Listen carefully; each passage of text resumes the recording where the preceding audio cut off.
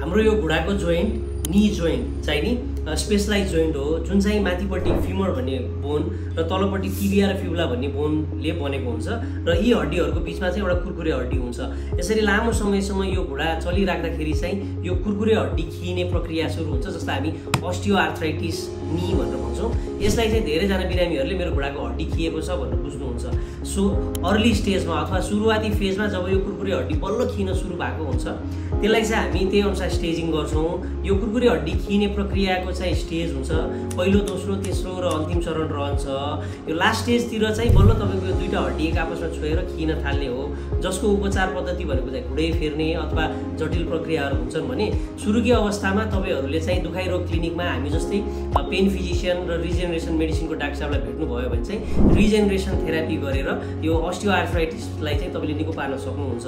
त्यसैले early stage of अस्टियोआर्थराइटिस नी अथवा अस्टियोआर्थराइटिस नी भएको घुँडाको कुरकुरे हड्डी खिने रोग भएको बिरामीहरूले पहिलो र दोस्रो ग्रेड हुँदाखेरि नै आउनुभयो भने विभिन्न regeneration therapy, PRP therapy, prolotherapy लगायतको बोन म्यारो एस्पिरेसन थेरापीहरू आजभोलि नयाँ नयाँ पद्धतिहरू आइसकेको छ। त्यसबाट चाहिँ तपाईँले दुखाइमुक्त मात्र होइन, केही हदसम्म तपाईँको खिएको कुरकुरे हड्डीलाई पलाउने उपचार पनि गर्न सक्नुहुन्छ।